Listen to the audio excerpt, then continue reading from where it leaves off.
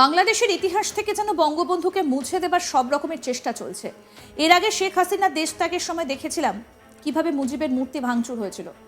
মূর্তির মাথায় উঠে সে কি উচ্ছ্বাস। এবার তার বসত বাড়ি, সেখানে ভাঙচুর চালালো একদল উন্মত্ত জনতা। ঢাকার ধানমন্ডির ৩২ নম্বর শেখ মুজিবুর রহমানের বসত বাড়িতে রাতভর চলল ভাঙচুর। আচমকাই বুধবার সন্ধ্যে থেকে উত্তপ্ত হয়ে ওঠে ঢাকা। রাত ৮টা থেকে শুরু হয়ে যায় বিক্ষোভ। বিক্ষোভকারীরা বাড়িতে ঢুকে ভাঙচুর চালাতে শুরু করে। নিরাপত্তা নিয়ে উঠতে শুরু করেছে প্রশ্ন। ভিডিওতে দেখাও গিয়েছে উন্মত্ত ছাত্র জনতা বঙ্গবন্ধুর বাড়িতে ঢুকে হামলা চালাচ্ছে। বঙ্গবন্ধু একটা সময় যে বাড়ি থেকে স্বাধীন বাংলাদেশের প্ল্যান তৈরি করেছিলেন, এবার সেই বাড়ি ভেঙে গুড়িয়ে দিল সে দেশেরই মানুষ। দেখুন সেই ভিডিও।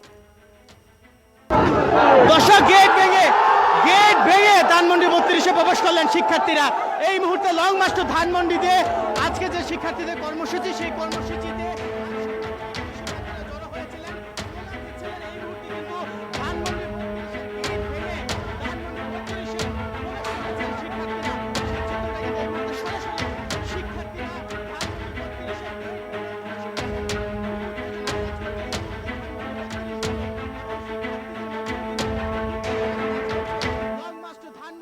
এদিকে কিন্তু শাহবাগ থেকে বুলডোজার মিছিল নিয়ে কিন্তু শিক্ষার্থীরা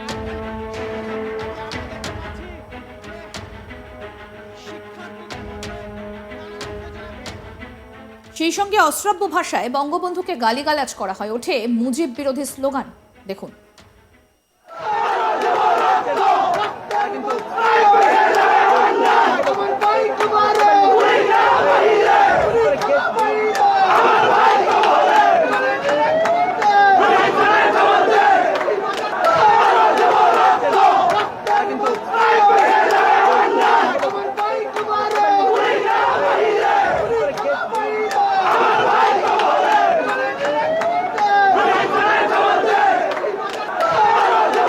এই বিষয়ে বাংলাদেশের বিশিষ্ট সাংবাদিক শাহিদুল হাসান খোকন আমাদের জানান যে গোটা বিষয়ের পেছনে মূল হোতা পাকিস্তান। বর্তমানে বাংলাদেশকে পরিচালনা করছে পাকিস্তান।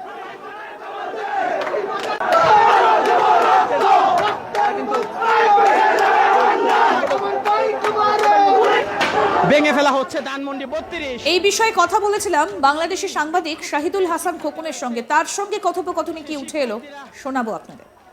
গতকাল ৩২ নম্বর ধানমন্ডির বাড়ির গেট ভেঙে উত্তেজিত জনতা যেভাবে ভেতরে ঢুকেছে, সেখানে এই ছবিগুলো বা এই কথাটাই কিন্তু স্পষ্ট হয়ে উঠছে যে বাংলাদেশে কি আবার গৃহযুদ্ধ শুরু হয়ে গেল? তাহলে কি ভারত কোনো রকমভাবে কোনো পদক্ষেপ করবে? আমরা এই বিষয় নিয়ে কথা বলবো। বাংলাদেশি সাংবাদিক শাহিদুল হাসান খোকন এই মুহূর্তে আমাদের সঙ্গে সরাসরি রয়েছেন। দাদা, আপনাকে স্বাগত জানাই আজ তাক বাংলায়। গতকালের ছবি, এ কি দেখলো গোটা বিশ্ব? আবার বারবার কেন এই আক্রমণ? কি চাইছে উত্তেজিত জনতা? ধন্যবাদ ইন্দিরা। বাঙালি হিসেবে, একজন বাংলাদেশি হিসাবে আজ সত্যিই আমাদের জন্য একটি বড় বেদনার দিন, শোকের দিন। কারণ ৫ আগস্ট বাংলাদেশের বুকে যে সহিংসপনার মধ্য দিয়ে একটি সরকারকে উৎখাত করা হয়েছিল, সেদিন বঙ্গবন্ধুর যে ধানমন্ডির ৩২ নম্বরের বাড়িতে আগুন দেওয়া হয়েছিল, লুটপাট করা হয়েছিল। কিন্তু আজ সেদিন দেশে কোনো সরকার ছিল না, রাষ্ট্র কাঠামো ছিল না শেখ হাসিনা দেশ থেকে চলে যাওয়ার পরে। কিন্তু আজ যে মুহূর্তে বঙ্গবন্ধুর বাড়িটি পরিকল্পিতভাবে ঘোষণা দিয়ে গুড়িয়ে দেওয়া হলো, সেই মুহূর্তে বাংলাদেশে একটি সরকার ছিল, বাংলাদেশি সেনাবাহিনী অ্যাক্টিভ ছিল, তারা মাঠে ছিল, বিভিন্ন বাহিনী ছিল। তাদেরকে উপেক্ষা করে তাদের সামনে দিয়ে হেঁটে বাংলাদেশের জাতির পিতা, যিনি বাংলাদেশের অসংবাদিত নেতা, এই রাষ্ট্রের যিনি স্থপতি, যে বাড়িতে বসে বাংলাদেশের মুক্তিযুদ্ধ নিয়ে পরিকল্পনা করেছিলেন, যে বাড়িতে থেকে তিনি পুরো রাষ্ট্রের নেতৃত্ব দিয়েছিলেন, সেই বাড়িতে তিনি আততায়ী বিপদগামী সেনা সদস্যদের গুলিতে নিহত হয়েছিলেন, সেই বাড়িটি বাঙালির অস্তিত্বের সঙ্গে মিশে থাকা যে বাড়িটি, সেই বাড়িটি আজকে নিশ্চিহ্ন করে দেওয়া হলো। তো এর চেয়ে দুঃখ কষ্টের কোনো বিষয় বাঙালি হিসেবে থাকতে পারে না। সবচেয়ে বড় যে বিষয়টি হচ্ছে যে ধানমন্ডি 32 নম্বর কিন্তু মানে বাঙালির এমন একটি স্পর্শকাতর জায়গা, এমন একটি আদর্শিক চেতনার জায়গা, যেখানে আসলে বাঙালি যে সত্তা, বাঙালির যে স্বাধীন রাষ্ট্র ব্যবস্থা সেটি প্রতিষ্ঠিত হয়েছিল। এবং সেই বাড়িটি ভাঙার পর পাকিস্তান থেকে, পাকিস্তান ডিফেন্স পাকিস্তান নামে একটি টুইটার অ্যাকাউন্ট থেকে একটি বার্তা দেওয়া হয়েছে। একদম আমাদের কাছে সেই বার্তাটা রয়েছে, আমি প্রোডাকশন টিমকে বলবো সেই বার্তাটাও দেখাতে। হ্যাঁ, যে বার্তাটিতে বলা হয়েছে যে 1971 সালে ভারতের সঙ্গে মিলে যে শেখ মুজিব পাকিস্তান ভেঙেছিল তার বাড়ি ভেঙে দিয়েছে বিপ্লবীরা।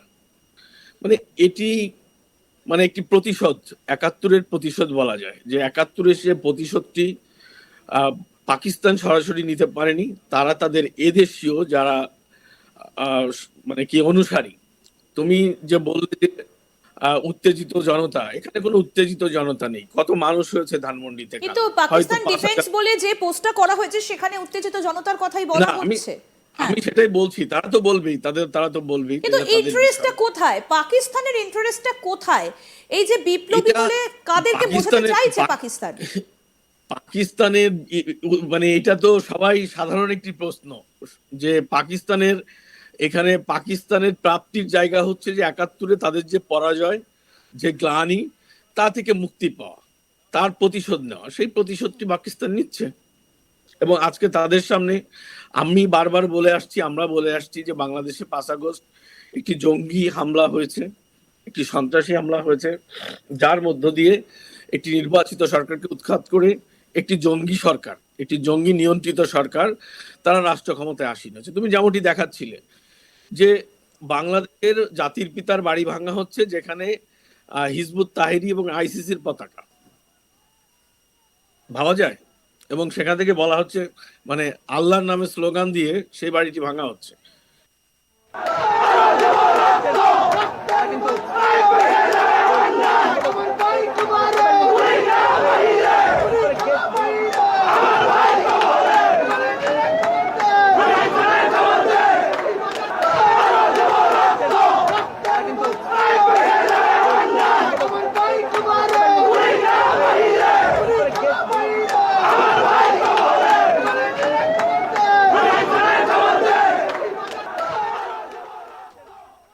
আরো আপডেট পেতে দেখতে থাকুন আজ তাক বাংলা। সাবস্ক্রাইব করুন, নোটিফিকেশন পেতে বেল বাটন অপশন প্রেস করুন, হোয়াটসঅ্যাপে ফলো করুন আজ তাক বাংলা, ভিডিওটা লাইক করুন, শেয়ার করুন, কমেন্ট করুন।